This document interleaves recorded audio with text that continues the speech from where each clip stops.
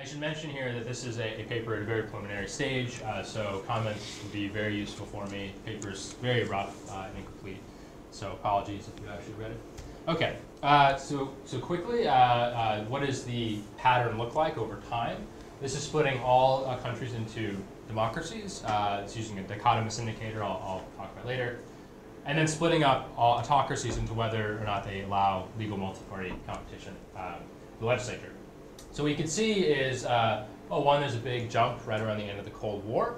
And over the last 20 years, about 2/3 of autocracies have allowed multi-party elections. This is a very common thing in the modern world. But they're not totally new. It goes back to the 1940s, actually. Most autocracies, even back then, allowed multi-party elections. And it goes back even further. So this is a very widespread phenomenon, and it's kind of begging for an explanation. Okay, so the puzzle is, what explains the spread of electoral autocracies? In particular, which country and international factors predict the spread, and how does this compare to democratization? And surprisingly, there's just not a lot of work on this. There are certainly theories about electoral autocracy. There have been theories about why it spreads to some degree, as I'll talk about. But there's not an empirical literature predicting transitions to electoral autocracy. Compare that to the vast literature, empirical literature on democratization, and it's kind of puzzling that there isn't anything even approximate to that for electoral autocracy. Let me preview some of my main findings. I'll kind of give away the ending to start off with. So one thing you might immediately think is, well, shouldn't the predictors be kind of similar between these two? And the reason you might think that is transition to electoral autocracy involves adopting the exact same formal institution as democracy. Right? You're adopting the exact same thing. The country, at the constitutional level, looks exactly the same. So you might think there'd be quite a bit of overlap in the predictors of these two transitions. Turns out that's totally wrong. There's essentially no overlap at all between the predictors, which is kind of surprising. So that's the first thing to throw out there. Secondly, international factors are going to end up mattering a lot. In particular, I find this parallel diffusion or regional contagion effect. By parallel, I mean that being surrounded by other electoral autocracies is going to end up predicting transition to electoral autocracy, and being surrounded by democracies predicts transition to democracy. It's kind of an interesting parallel effect there. I'm also going to look at the effect of international engagement and pressure, and these are going to mostly be predictive of electoral autocracy, but not democracy. And lastly, there's of course an enormous literature on how socioeconomic factors predict democratization, although that's been challenged over the last 10, 15 years. What I find is that socioeconomic factors do matter, but they only matter for predicting electoral autocracy. However, the effects are the opposite of what you might think. So we have this whole modernization literature about how development and equality is going to lead you to liberalize, et cetera. Turns out the effect is the opposite. It's countries at low development and high inequality that adopt multi-party elections. So what are some of the past theories that would tie in here? There's obviously now substantial literature, less, again, 10, 15 years, looking at the operation, the internal dynamics of electoral autocracies. And one of the main theories here is that institutions, including elections, have strategic value for the regime. They help them to essentially retain control of the country. For elections, some of the most common theories here are that they help to legitimize the regime, both domestically and internationally. They help to co-opt elites by bringing them into a party and a legislature. They help to demonstrate dominance. This is Magaloni's argument. They help to spread patronage, which I'll get more detail on in a second. And they help to provide information about what policies people are demanding, where your enemies are, et cetera. So they provide value to the autocracy. They're useful for retaining control. Now that's fine, but it doesn't really give much insight into which countries would then adopt these elections. If they're just generically a good thing, then, well, we should expect every country to adopt them, or none of them, or whatever. It doesn't really give you much purchase on which countries would then adopt these elections. So other theories inside this, well, obviously international incentives. It's really no surprise that there's international pressure and aid conditionality tied to adopting elections. So people would certainly expect that to matter. I'll get into more detail on that. You can imagine sort of modernization theory argument that would apply here. So kind of switching from democratization, but apply that to adopting elections. And as I mentioned a second ago, it's actually the complete opposite of that. And popular protest might matter a lot. So if you read Bratton and Van der Waal, for instance, a lot of those regimes that liberalized in sub-Saharan Africa in the early 90s transitioned to electoral autocracy, and essentially all of those were somehow tied to popular demands for elections. So that's some of the work. I'll test all of those theories. Some related empirical work. So this is kind of just at the theoretical level, but hasn't really been tested for adoption of elections. So some related empirical work is Jennifer Gandhi's work on legislatures. She doesn't actually look ever at the adoption of legislatures. She looks at the correlation level, which is fine. And I mentioned a few issues with that work in the paper, but it's a sort of separate subject. It's on legislatures as opposed to elections. Epstein and al. is a well-known paper. They look here at transitions and split all regimes into solid autocracies, democracies, and this category in the middle called partial democracy. And they define that by threshold categories of polity.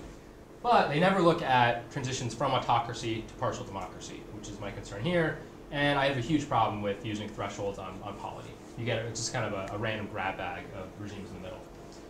Gomez and Marinov is a working paper you might be familiar with. They look at the adoption of competitive elections after coups, and I'll talk about coups in the talk as well. They don't distinguish between democratic and autocratic elections is one big difference here, and again, they're only looking at post-coup elections as opposed to just a full sample.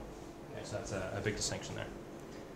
Okay, so again, there hasn't really been, as far as I know, you could tell me if I missed something. There's never been a empirical paper written on the adoption of multi-party elections. I think that's a huge, huge gap in the literature. Okay, so a little bit of background on electoral autocracy is going to feed into the theory I'm going to present in this slide. So the big question is, how exactly do autocracies maintain power? And one thing to throw out is that not all do. And what I mean by that is that elections really are a threat. So adopting multi-party elections is not a costless decision that just gives you more power automatically and brings all your elites in your coalition. It can be a huge, huge threat depending on characteristics of the country, I'd argue. So controlling elections requires a lot of tricks and skill and money. So at some level, these are tricks that I'm sure you're all familiar with, things like controlling the media, manipulating the electoral system, harassment of opponents, etc. But what I want to concentrate on is the use of patronage in these regimes. Essentially all electoral autocracies, to some extent, use state resources to bribe people to support the system. Now that bribery can take a lot of forms. In some cases, it literally is cash payment for a vote. In other cases, it's things like targeted public goods. So what I mean by that is, if your region supports our party, we're going to hook your town up to sewer and water lines, give you, paved roads, etc. If your town votes against us, we're going to economically punish your town, basically. So there's been a number of studies showing that kind of effect in electoral autocracies. And the last one is some regimes actually institute social welfare policies that people genuinely like. And I'll return to that in a second. So they're using state resources to retain a majority coalition. That's going to be a key part of the theory I'll talk about in a second. In contrast, closed autocracies, well, we're all familiar with the gist of how they retain power, but more often it's not about economic incentives, and in particular not for a broad swath of the population. It's more about retaining power through coercion, as well as bribing at least a small coalition. So you're worried about the military hierarchy, party elites, etc. Typically you're not as worried about satisfying a majority of the population because they're not allowed to actually vote. So how does that tie into the theory for which countries adopt elections? So I particularly want to contrast the theory of adoption of EA with democratization. And the logical contrast, I think, is very simple but ends up being quite powerful. And the idea here is that when you transition to electoral autocracy, you're not actually giving up power. You might sacrifice a modicum of power, but typically when closed autocracies adopt these elections, they're doing so to retain power. They're creating a party that still is in control. Democratization, however, almost always involves giving up a large amount of power. There's some exceptions where ruling parties remain competitive, but those generally are not the closed autocracies I'm going to be looking at. So, electoral autocracy means holding on to power. You remain an autocracy. Democratization means giving up power. That implies a huge, huge difference in the predictors we should expect for each of these transitions. So specifically, electoral autocracy transition follows from some kind of cost-benefit calculation. They're essentially weighing the value of remaining a closed autocracy with the value of instead keeping power in an electoral autocracy. Okay? And there are going to be costs and benefits, which I'll talk about. Democratization, I would argue, doesn't work like that. It just means giving up power. So essentially, democratization, I would argue, happens most often when the regime is just too weak to survive. There's not really a cost-benefit calculation. So these regimes are not thinking, what are my costs going to be in a democracy? It doesn't work like that because they've given up power in that democracy. So something fundamentally distinct is going on. That makes sense. Okay, so EIP transitioning is followed from a cost-benefit calculation. So you can weigh the costs and benefits. So we have to now think, well, what's the positive? What positives do you get from adopting these elections? And what are the costs? So first, I'm going to argue that the positive for EA, well, sort of a generic, if we believe this argument about how it helps to retain power, that's going to always exist, but that's not really going to vary from country to country too much. So what is going to vary on the positive side for EA is international pressure, I would argue. So first, I'm going to argue that there's going to be more pressure to adopt these elections the more electoral autocracies you have in your own region. I've run through a few reasons for that in the paper, but in particular, I'm going to argue that there's going to be more popular pressure for elections to the extent that they see elections, electoral institutions in neighboring countries. So they see the adoption of those elections, or they're running well in other countries, so your people are going to generally apply more pressure for your own country to adopt them. Another major reason is that having more electoral autocracies means having fewer closed autocracies, and it seems like closed autocracies often try to keep other similar regimes in their own region, particularly China and to some extent Russia, although it's an electoral autocracy, seems to be quite adamant at liking other similar regimes around it. You can imagine there are various reasons for that. So the more electoral autocracies, the fewer black knight, to use the Levitsky way term for it, you have in your own region. And then secondly, international pressure. So there's various international rewards, a conditionality, et cetera, apply to the adoption of elections. And so to the extent that you adopt these multi-party elections, even though it's often termed democracy promotion, simply adopting elections is often good enough to get these rewards. So that's on the positive side. Now, one example I think really speaks to that is the recent example in liberalization in Burma. So starting in 2010 or 2011, the military regime has begun a process of liberalization, civil liberties, freeing political prisoners, one being pictured there, and multi-party elections. But Burma, by no possible definition of the word, is a democracy. It's obviously still autocratic, and only a minority of seats are even open to multi-party elections. Even so, this move has been met with widespread international acclaim. They've gotten new trade benefits. They got the first ever visit by an American president last year. And ASEAN, they're kind of being promoted to the leadership role in ASEAN because of this move. So there's various international rewards that have come to Burma just for the transition to electoral autocracy. So that would be one clear example of that. Okay. What about the negative side of adopting elections? Well, the negative, of course, is that they're dangerous. They're allowing other parties to compete for power. And they often win. They win all the time. And so if you're going to adopt elections, you're going to do so if you believe that you can hold onto power. And that has a cost. And maybe no matter how much you spend, you might still lose. So the idea is that there is a cost to maintaining power through, in particular, electoral patronage. Right? And just an inherent threat from adopting these elections.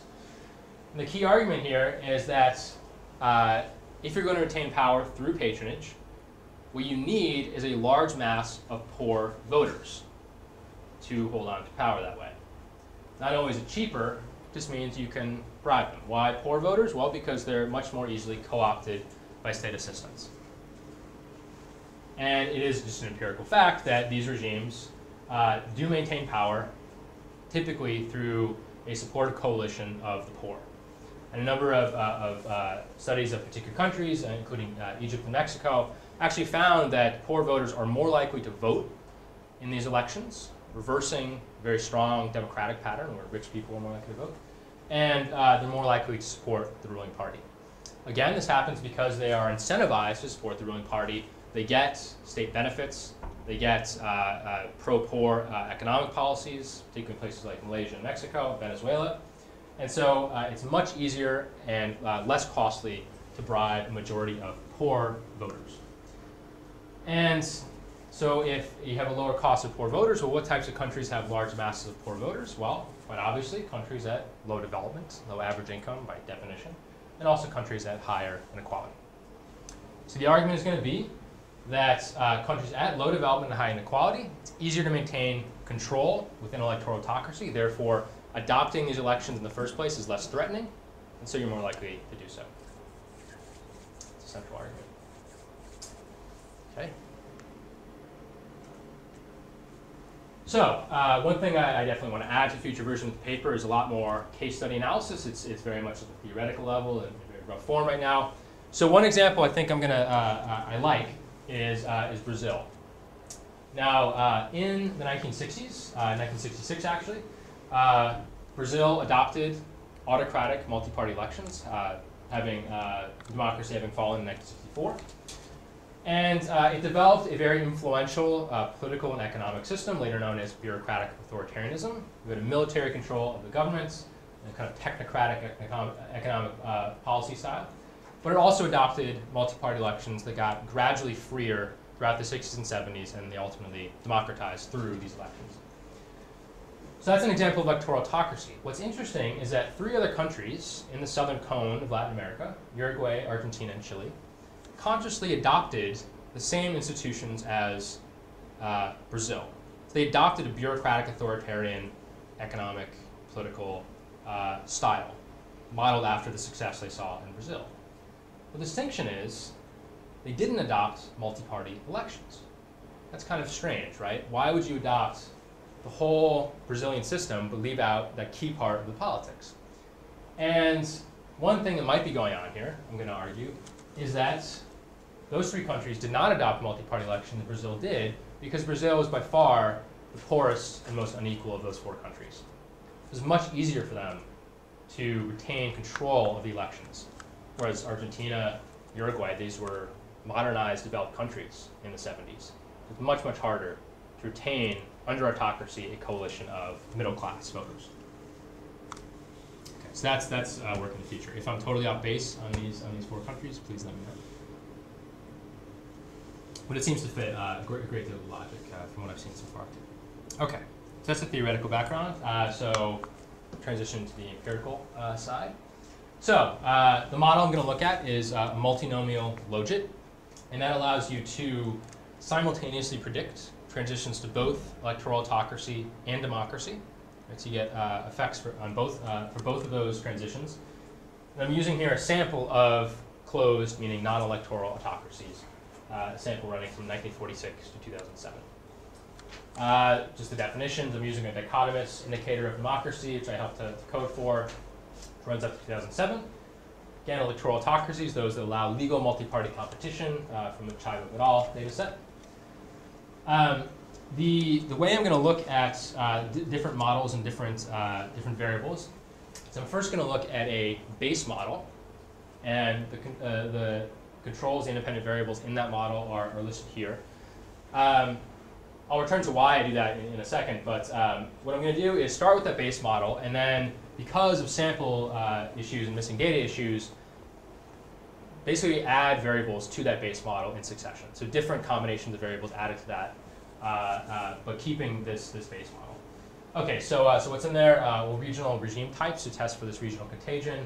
I'll go through some of these results in a second, but development and growth and inequality I'm going to be actually testing for. Urbanization, ELF, various socioeconomic indicators, different measures of leader turnovers I'll return to in a second, and just the controls I won't actually look at the coefficients for. So prior spells of each regime type, so the number of times you've been democracy in your past and the number of times you've been electoral autocracy in your past. The year is a linear term, and to control for regime duration, I'm going to use a cubic spline of the number of years the number of years since a regime change, basically. So essentially, it ends up being a very flexible duration model. Okay. So very simple breakdown of these different transitions. So this is looking at the 3 types in the previous year, and then the following year over here. And so what's interesting here is that the transition from closed autocracy to electoral autocracy, which is what I'm concentrating on, you'll notice is the single most common type of transition. And again, it's kind of puzzling that there's been no work at all on it. Second most common is just the reverse type of transition, electoral back to closed, so plenty of those. And then closed autocracy to democracy, I'll also be looking at this type of transition. It's exactly a third as common, but there are plenty of cases to look at. Michael, do you know how many of those countries that are in the 111 and the 132 are the same countries? Going immediately back? Yeah, so there's definitely a lot of that. I couldn't give you the actual numbers of how many last 2 years, 3 years, etc. There's definitely a lot of back and forth. Absolutely right. Yes. Yes. No question. Yes. One thing, yeah, that actually reminds me of one thing I added to the coding. So I use those two measures, right, to define the regimes. One problem that cropped up, however, is that you get a few cases, I think there's like 12 cases, where what happens is that it's coded as transitioning to electoral autocracy, and then for 1 year, and then the next year it goes to democracy. Now what's really going on there is that the country democratized, but there was just the 2 data sets didn't code the year it democratized as the same year. So what I do there is if it only lasted 1 year, and it's clearly a transitional case, it's just about moving to democracy, I just code it as democratizing. Okay. There's only one other case in which there's a 2-year gap, and then the rest are, you really are setting up semi-permanent electoral autocracies. Yes. Yes, but the question is absolutely right. So there's often, these electoral autocracies are often very short-lived for various reasons. You get maybe an election you don't like 2 years down the line, and you go, you launch a coup. That happens quite a lot. In future versions of the paper, or maybe a different paper, I don't know, I'm certainly going to look at the sample of electoral autocracies and transitions from them. So a big part of that is going to be, did you recently transition from closed autocracy? Absolutely. Yeah, so that's, but I don't look at that in the current version. Another interesting note is that very few cases of democracies moving to electoral autocracies. That's not all that common. Much more likely to have a coup and go back to the closed autocracy. Okay, so this is just a rough breakdown. So let me show you the main results here. So model 1 is this base model. There are other controls, which I showed you the list before. I'm zooming in on the most interesting ones. I'll show you the full model in a second. Now the good thing about this base model is you get most of the effects I care about and a very large sample. So 92% of the total observations of closed autocracies are retained in this base model. So you don't really have to worry about selection bias for this base one. Once you start adding things like economic inequality, you get pretty severe sample problems. So take those results with a grain of salt. I might look at multiple imputation in the future version.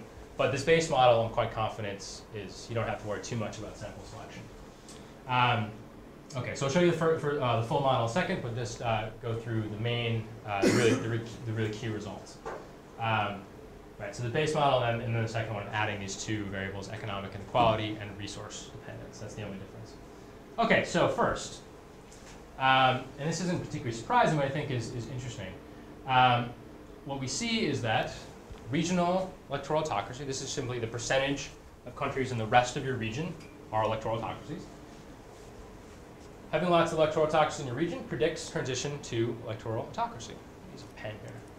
Right, so we get transition there, also true in model 2. Having lots of democracies in your region, however, predicts democratization. Okay, so there's a parallel effect. It looks like having democracy around you is maybe slightly positive over here, but it's not quite significant. It's certainly smaller in magnitude. So you get this parallel effect. Now, this is certainly well known, right?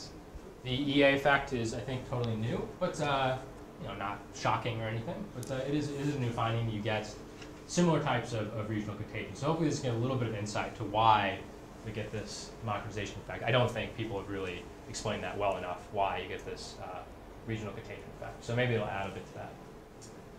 Okay, I'll return in a second to some other international factors. I just want to run through the really key results. So here's the one I think is the most significant and surprising. The effect of average income. Again, you probably expect average income, countries modernizing, it's going to adopt modern political institutions. And we see the exact opposite effect. The wealthier you are, the less likely a closed autocracy is to adopt multi-party elections. We get a very significant effect in both of these models. For all of the additional models I'm going to show you, this holds true. So add all the controls you want. This is pretty sticky result. Okay, so to give you an idea of the magnitude of this effect, if we move average income from the 10th to the 90th percentile of closed autocracies, the effect we get is that your likelihood of transitioning to electoral autocracy goes from 5.9% to 2.3% per year. That's a huge effect, right? So that's it's not just significance, it's very substantive, a large and substantive effect. So you notice that the effect on democracy is positive, but not quite significant. And the effect there, 10th to 90th percentile, your likelihood of democratizing goes from 0.6% to 1.3%. So again, meaningful, not quite as large substantially. Okay. So again, this is, I think, surprising. It's the poor countries that are adopting multi-party elections. Economic growth, no effects. Negative as you might expect, but not quite significant. Recent coup, I don't want to get too deeply into this side of the paper, so I think the EA stuff is more interesting. But recall that my argument was that you're going to get democratization when regimes are weak. And the way I proxy that is to look at a recent coup, meaning a coup in the last 5 years. And I argue, also had a paper on this in AJPS recently, that it's the countries that are in the aftermath of a coup that are the really unstable and weak ones, and they're more likely to democratize. That's the idea. And this is a very, very common phenomenon. About close to 60 democratizations have happened within 5 years of a coup, as well as other violent turnovers. So this is a major, major predictor of democratization, and hasn't really been theorized too much in the literature. Okay, so that's one of the main predictors of democratization. Then economic inequality. I admit there's a big sample selection issue, so again, take this with a grain of salt, but again, more unequal you are, as I predicted, the more likely you are to adopt multi-party elections. Again, this is because you have large masses of poor voters, therefore it's easier to control the system. Resource dependence, perhaps surprisingly, is not predictive of either type. It is predictive if you look at a sample of electoral autocracies. I don't show this in the paper. It's very highly predictive of retaining electoral autocracy. So you're less likely to transition back to closed autocracy or to democratize the more resources you have. But it's not predictive of that initial adoption of multi-party elections. You might think, well, that's a big problem because you'd expect that the more resources the regime has, it would also be easier to retain control of the elections. And that's true. But I would argue that resources are also quite good for retaining power under closed autocracy, so it kind of balances out anyway. And you also kind of blunt international pressure as well. So I'd argue that it is valuable for retaining power, as the test on electoral autocracy sample shows, but it's kind of balanced by other things that are stabilizing the closed autocracy. Okay. All right, let me show you the, I apologize, this is impossible to read, just to show you the full model here. So these are the same models, but just a few other results. I don't know if there's anything I really want to point to. Other types of turnovers besides coups don't really have an effect on either. There's maybe an effect of regular turnover in the last 5 years on adopting elections. I don't want to really push that too much.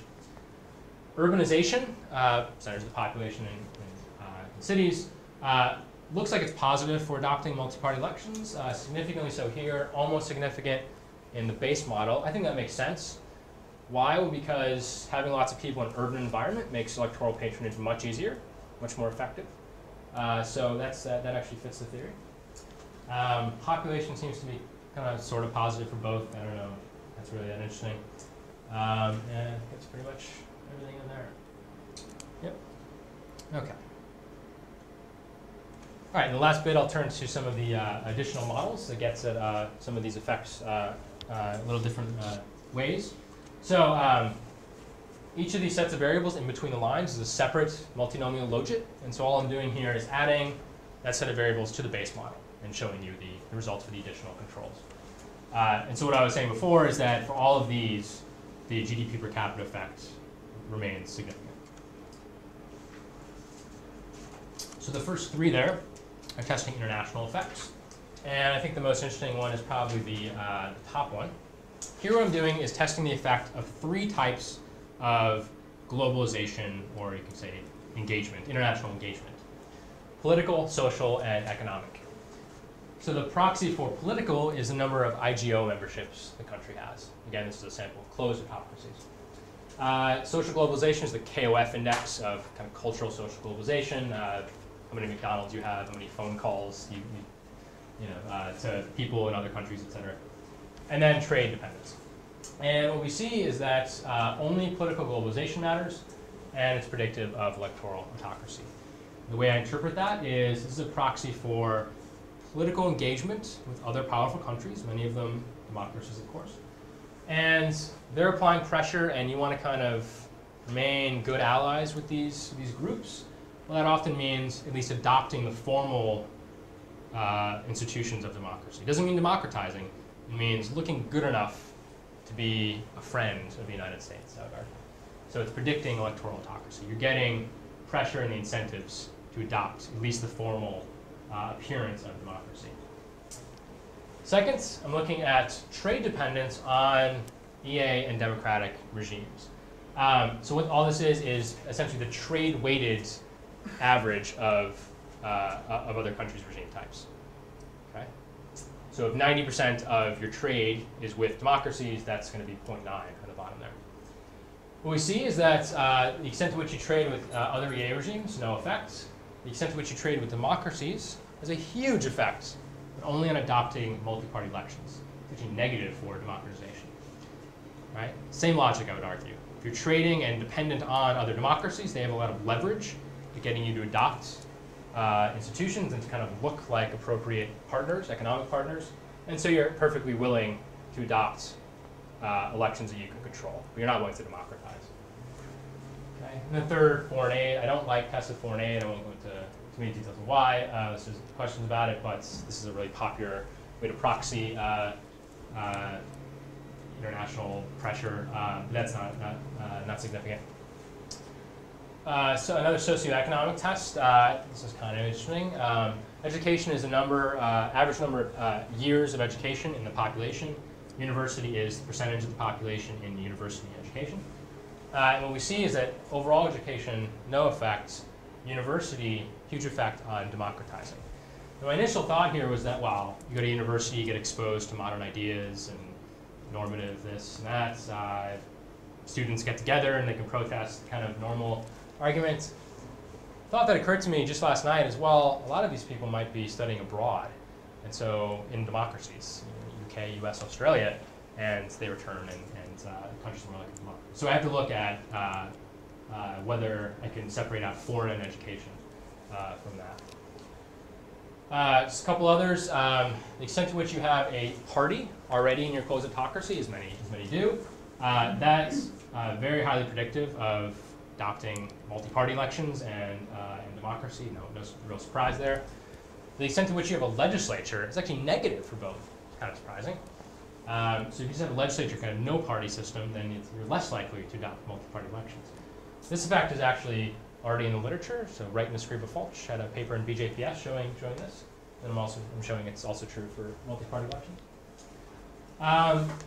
And then secondly, testing here the Geddes categories for whether you're a military regime or party-based. As Geddes pointed out a while ago, military regimes are much more likely to democratize. Very surprisingly, if you're a party-based regime, you're less likely to adopt multi-party elections and to democratize. This is, Geddes also pointed out that part. What in the world is going on there? Well, not only is that surprising, it seems to directly contradict this finding, right? What I think is going on is that this is testing whether you have a party. Just a party. It doesn't have to be real. It doesn't have to be powerful at all. Just a party. this is the extent to which your primary organizational base is through that party. So these are the strong parties, the capable parties, the ones that actually have a full grip on institutions. When you have that situation, it's showing that the closed autocracy is quite stable. Okay? Just retains power, and Geddes has talked about why that is, and also Milanos Volek. What's showing here is that, so the distinction between these two is that these are the weak parties, right? So if you have a weak party, but you also happen to be really a military regime, you're much more likely to adopt multi-party elections. If you have a very strong party, you're actually a little bit less likely. That's what I think is going on. All right, and then lastly, I'm testing a measure of political violence. This is like civil and ethnic violence, and then a measure of protest activity. The Banks Norris, Pippa Norris makes an appearance here in protest activity. And what we get is, this is the average over the last 5 years. The results are very similar using 2 year and 1 year. What we see is that violence, no real effect. Protest activity is positive, but not significant. And so, well, interpret that as you may, nothing too interesting going on there, but it's certainly a direction you might expect. Okay, let me wrap up. So, just a brief summary of the findings. So the argument is electoral autocracy is predicted by international factors, international pressure.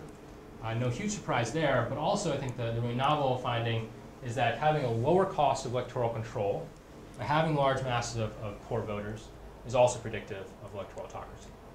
So what that means is that, contrary to 60 years of scholarship, socioeconomic factors really don't end up predicting democratization. They end up predicting this other type of transition to multi-party autocratic elections. And democratization, what I'm really finding is that they're predicted by weak post-coup regimes. That's the primary factor. And socioeconomic factors, not so much. So some preliminary kind of what does this all mean?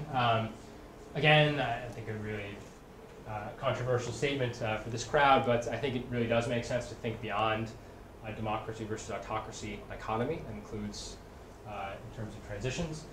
And in fact, we do get this very distinct pattern for EA transition. So it's not the case that these are sort of a watered down version of democratization or something. There's something fundamentally different going on. I think there's some important implications, to the extent that you believe me, of course, for understanding well, how autocracies retain power.